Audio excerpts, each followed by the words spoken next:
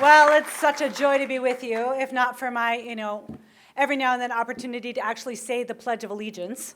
Because, I'm in Seattle, we don't do that very much. I don't know if it happens much around here. And I also really appreciate you letting Ron DeSantis open for me. I just think, he really needs a little career boost. And so I feel like this is really going to help him out. So thanks for that. Thanks, Ron. 10 years ago, I wasn't doing any of this. I was probably a lot like you, some of you. Stay-at-home mom. My husband's a pastor. I was super involved in our church. We had just come home from China with our youngest child, who we adopted when he was about 2 years old. And, I was happy with my life. I didn't need anything else going on. But then the battle over marriage came to Washington State. And what I heard the other side saying is to advance this ever-moving progressive goalpost of redefining the family, what I heard them saying is, kids don't care if they have two moms or two dads. And, my husband and I had been working with kids for a long time. I was the former assistant director at the largest Chinese adoption agency in the world. He and I had been doing youth ministry since we were in college. I still run the youth ministry at our church today. I have a lot of up-close and personal information and contact with kids. And one thing that kids really care about? They care about whether or not their mother or father loves them. They care about that. In fact, if you had a kid right here in this room, right now, some 7-year-old right here, and if you were to ask that 7-year-old, what do you want most? What do you want most in life? They probably wouldn't say, I want to reduce our carbon footprint. Or they wouldn't say, well, I want to fight for religious liberty, right? That's not the kind of things that kids are thinking about. You know what every kid would say? I want my mom and dad to love me, and I want my mom and dad to love each other. 100% of cases, that's what kids would say. But what the other side was proposing in the marriage debate was that kids are fine if they lose their mother or father, because that's what it means to have two moms or two dads. You have lost your mom or dad. Now, I think all of us can put our finger on one side of the other when it comes to our natural inclinations. Some of us are either truth tellers, right? And I think that we've seen some of those today, where you just are like, nope, this needs to be said, and I'm just going to say it. And then there's others that are grace givers, where you say, no, I want to keep the peace. I just want everybody to be happy. So where are you at on that scale? Raise your hand. Are you the truth teller? You be honest. Get your hand up there. Are you the grace giver? Are you the grace giver? Okay, yeah. Right, so we kind of fall on that side somewhere. Guess what I am? I am a grace giver. I don't want to lose my friends.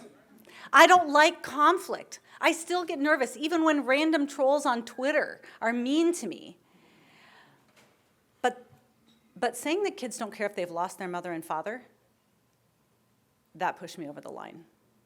I had been quiet for a little too long when it came to the way that culture was victimizing kids, and that was enough. At that point, the grace giver in me said, I see. You're going to normalize mother or father loss, which is one of the most abiding wounds that kids can experience in their entire life. You're going to normalize that. You're going to promote it and incentivize it so that you can achieve a political aim. Get behind me, Satan. Now we roll, right? So that is, I think, how a lot of us feel. Like, I personally won't get off the couch for lower taxes, even though, good heavens, in Washington State, I'm just about to. I'm not necessarily a return to the gold standard kind of girl, but I will tell you what happens when you come for the kids. You radicalize a lot of people, and I was one of those people. And so I started writing about why marriage is a matter of justice for children, because it unites the only two people to whom they have a natural right. But very soon after that, I started to realize that, you know what? In almost every marriage and family aspect, whether you're talking the definition of marriage, same-sex parenting, reproductive technology, sperm donation, egg donation, surrogacy, cohabitation, polygamy. I mean, if it has to do with marriage and family, what was happening is adult desire, adult feelings, adult sexual identity were being elevated to the status of God. And you know what happens when sex is God? children are the required sacrifice. And that's what was happening. We were seeing kids sacrificed on the altar of adult sexual desire in the marriage and family world. So that's why we started Them Before Us. Them Before Us is the official, what we hope to be, representation of children's rights and interest in all conversations about marriage and family. But that's not the only place kids are getting victimized. I wrote an article in Newsweek earlier this year called so I know you guys aren't partisan. I'm partisan. Okay, I am partisan. I am on the side of the party that is trying to protect children's life, family, mind, and body. And I am against the party that is trying to rob children's life, family, mind, and body from them. So, MFA does not endorse that message. But I endorse that message.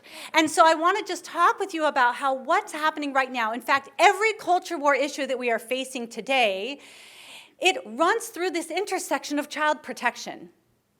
And that's the thing, is I think the reason why Ian's right, that people are coming out of the woodwork on a lot of these issues, because they feel the way I feel.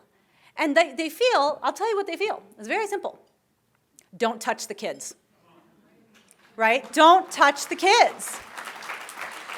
And so the problem is that the ideological left, all they want to do is touch the kids. They want to touch the kids in every way that you can be touched. They want to violate their rights, in every way that they can be. It's very, very hard to think of any area of policy today that does not put kids last. Does not put kids last. So specifically, I wrote an article in Newsweek called How the GOP Can Become the Party of Children. And it identifies that there actually is a winning strategy to doing exactly what MFI has been doing, which is elevating children and prioritizing their protection above adult ideology. So let's talk about children's life. Okay, this is the primary right that children have. Children have a right to life.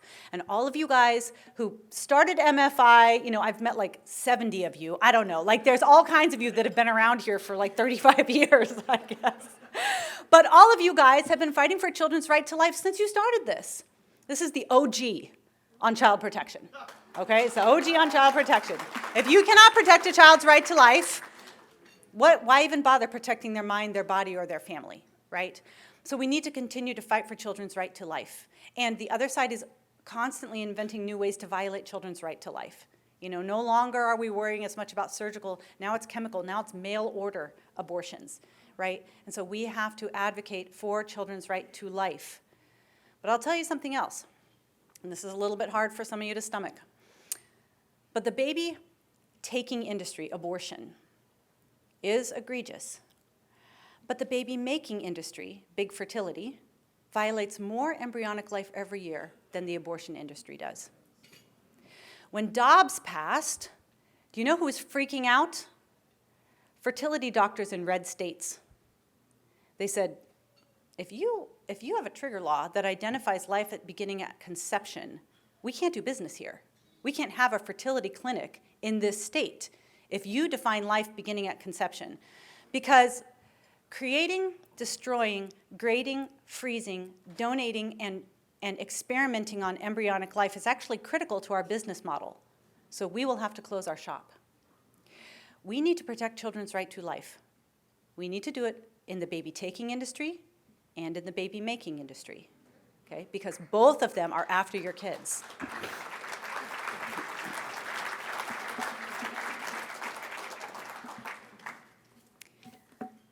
Children's right to their mother and father is also under attack, okay? And this is what the focus of our book, Them Before Us, is about. We talk about why children have a right to their mother and father, okay? Why it is that those two people grant children something that they crave, and that is their biological identity. Those two people statistically are the people that are most likely to ensure that children are safe and loved, and those two people, if you can defend their right to be known and loved by the two people responsible for their existence, you automatically grant children the perfect gender balance in the home 100% of the time. Now, I think it's fantastic and amazing that the other side works to pass bills that require, for example, a certain percentage of women on publicly held boards, right? They kind of think, wow, it's kind of important to have women in that institution. And there's countries around the world that will have certain percentages of women that need to be represented in their legislature because they think, well, it's important to have those women there. And when women of certain ideological persuasions get elevated to the Supreme Court, they just think that that's a major win, right? Because women should be involved in those institutions. So isn't it fascinating that the left has spent decades relentlessly destroying the one institution that gets the gender balance right 100% of the time? And that is the institution of marriage. So gender matters when they want it to, but not when it runs afoul of their ideological gods. But gender always matters to kids. It always matters to kids. Mothers and fathers offer distinct and complementary benefits to kids, and they love it. Who are you, big cheer in the back? Get on board, you're hired. We like it. That's right, we get an amen for moms and dads, 100%. And you know, we fill our book, the book Them Before Us that you have in front of you. We've got a couple dozen stories of kids who are raised by two moms or two dads. And you know what they want? They're missing mom or dad. That's what they want. Because you will never be able to legislate away a child's longing to be loved by their mother and father. Our laws are either going to recognize children's fundamental right to be known and loved by the two people responsible for their existence, or we will victimize them. Those are the two options. The left thinks they can remake children in their own progressive image. They can't. Children are stubborn. They refuse to conform. Like, no matter how much we tinker with reproduction, and we're tinkering, they stubbornly still require a man and woman to participate in their creation. And they still crave the love of a man and woman. They still get their biological identity from that man and woman. They're still safest statistically in the home of that man and woman. Children refuse to conform.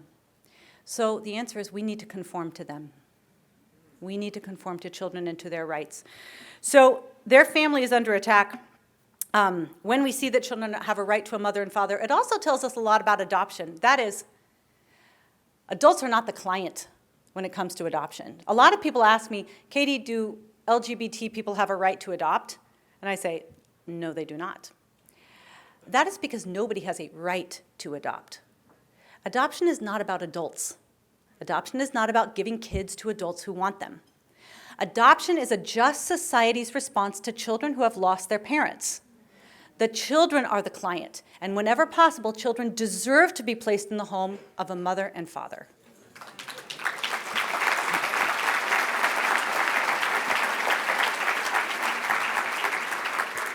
We rightly spend a lot of time talking about parental rights, and this is critical. It's critical. But parents have a right to their children. Children also have a right to their own parents. And the world of big fertility is destroying that right. We are promoting sperm and egg donation, and I say donation because this is not a benevolent nonprofit. This is a for-profit industry. Nobody's donating. Everyone's buying or selling. That's what's happening. What is happening in big fertility right now as it relates to children's mother and father and their right to life? I know this is hard because a lot of us think, well, this is about babies. And do you love babies? Raise your hand if you love babies.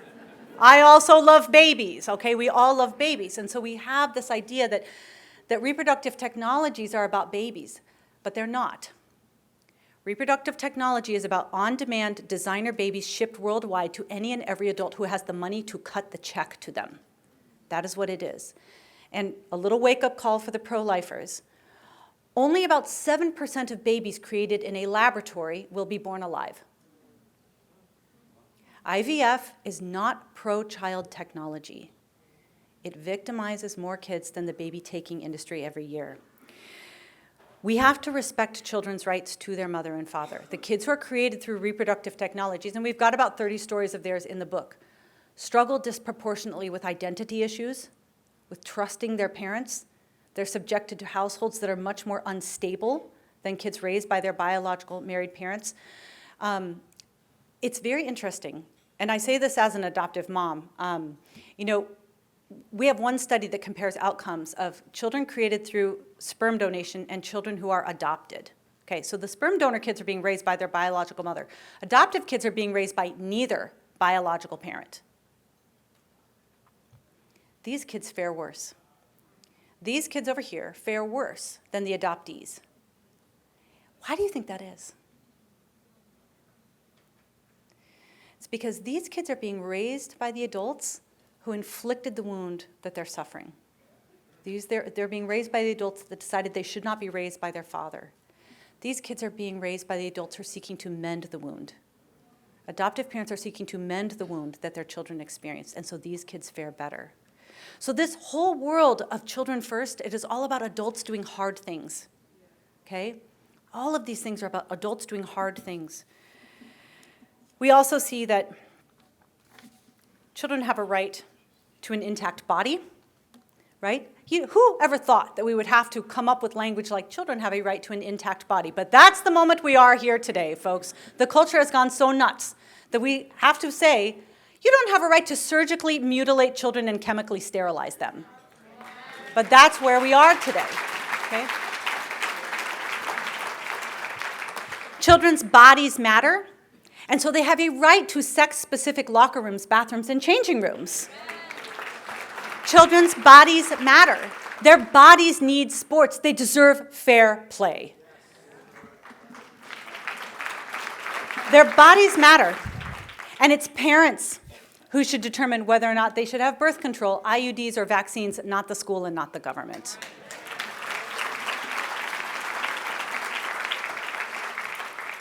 Children also have a right to innocence. And if you said this something 50 years ago, people were like, of course they do. But here's another thing they say. Children are not miniature adults. You can't just hand them adult content and be like, hey, you can process this the same way that I can, right? They're not. They have mimetic capacities where it's very hard for them to filter out what they're seeing, and if it's distorted, if it's violent, if it's graphic, it actually injures them. So things like Drag Queen Story Hour, you are harming kids. It's a form of abuse. That's what it is. Children's innocence must be protected. It has to be protected from innocence-violating curriculum, and MFI is doing a big job of offering parents alternatives to that. You have to put an end to Drag Queen Story Hour, and you got to get those pastors in. More pastors doing more pastor story hour, right? We love this. And so when it comes to policy issues, I think that what you're seeing in terms of the energy is don't touch the kids, right? So that's what my first book is about. When it comes to the rights of kids, don't touch the kids. So that's passion number one. But I also have another passion, and that is don't touch my kids. Leave my kids alone, right? Because this nation can be taken back. And it's going to have to do with child protection in the policy space, but then it has to do with getting very serious about training up our own children, okay? We have to train up our own children. For the longest time, conservative women have had more children than liberal women, okay? This is how, either being conservative leads you to have more kids, or having more kids makes you more conservative. We're not really sure which one it is, but we know that conservatives are having more kids. So, I don't know about you, but I've got a lot of friends that are far left, very progressive. Generally, they're having 0 to 2 children, okay? 0 to 2 children-ish. My conservative friends are having 2 to 13. Okay, raise your hand if you know a family that has 10 or more kids. Okay, so liberals, they don't know anybody. I mean, when I'm in Seattle, people will say, how many kids do you have? And I'll say 4, and they're like, oh, my. And then I get together with my Catholic friends, and they're like, how many kids do you have? And I'm like, 4, and they're like, and you're done? What? Are you, oh, okay, I guess, right? And so here's the deal. For the longest time, we've been having more kids. The problem is we're not raising our kids. We've been having the kids, and we've been letting the left raise the kids. And so that needs to change. Right? That needs to change. We need to both have the kids, and we need to raise the kids, all right? So that's what the second book is about, is don't touch my kids. Leave my kids alone. Now, we are, just like you, raising our kids behind enemy lines. The book is called Raising Conservative Kids in a Woke City, and I kind of think Seattle, I don't know, maybe San Francisco's worse. Hard to tell. I don't know, we can have a riot-off, to see who's got the biggest riots and the most arson and the most homeless and the most mattresses on the side of the freeway. We'll have to figure that out. But what we've done is, my co-author Stacy and I, we've had 7 kids between our 2 families. They have largely gone to public schools, and you can't mess with my kids. Quick story time. My daughter Miriam had to go in for a doctor's visit. And in our nutty psycho state, I don't know if you have this, but once your kids turn 13, they're in charge of their medical care. Does that happen here? Okay, right? These people are just bonkers. So one of our principles that you'll see in our second book, Raising Conservative Kids in a Woke City, is we get to our kids first. You tell them what's about to happen, right? You give them a heads up of all the nuts stuff that's happening. It's called the Founder's Principle, and if you get to your kids first about something, they automatically consider you the expert, okay? So you get to your kids first. So I said, hey, honey, we're going to this doctor's appointment. It was COVID. We hadn't seen anybody for a long time. I was like, FYI, they're going to ask me to leave. That's totally your choice. I can stay if you want. I can go if you want. You let me know. And she goes, I'll be okay. I'm like, all right, no problem. So we go in there.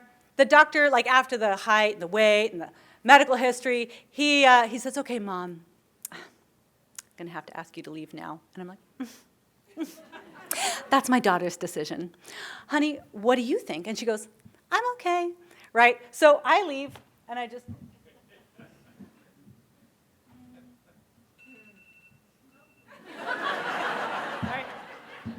And after about 45 seconds, the doctor opens the door and he's like, you can come in now. And I'm like, okay. So we're driving home, and I was like, so what happened? And she said, well, he scooted his chair over to me, rolled it over, and he's like, so, now that your mother's gone, we can talk honestly. And he said, so how many sexual partners have you had? And she's like, none. And he goes, okay. And are you doing drugs or alcohol? And she goes, nope. And he's like, okay. And she said, can I ask you some questions? And he goes, sure. Right? Okay, now she's going to come out to me, right? And she said, if I was doing drugs or having sex, would you tell me to stop? And he said, oh, well, only if it was a problem. And she said, isn't it always risky for teenagers to be having sex and doing drugs? And he said, well, sometimes we can give them things to help. And she said, aren't the parents the best people to help kids with things like that? You didn't even know my name 15 minutes ago. And he was like, well, I think we're done here. We'll have your mother come in, right?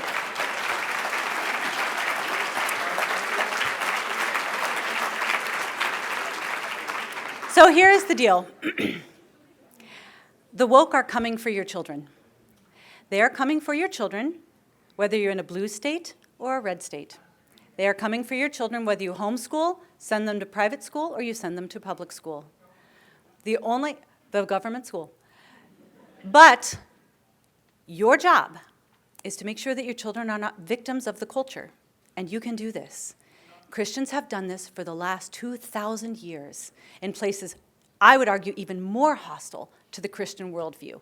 And not only that, not only can you do this, but you can teach them to love the truth in ways, because this woke world shows them the horrible fallout of these destructive ideas in ways that they cannot ignore. So I hope that you will train up your children, train them up, because we do need the next generation to lead this country. And I will tell you what, people, even if we don't pass all of the policies, even if we can't do it right away, I am confident that if all else fails, we can breed them out.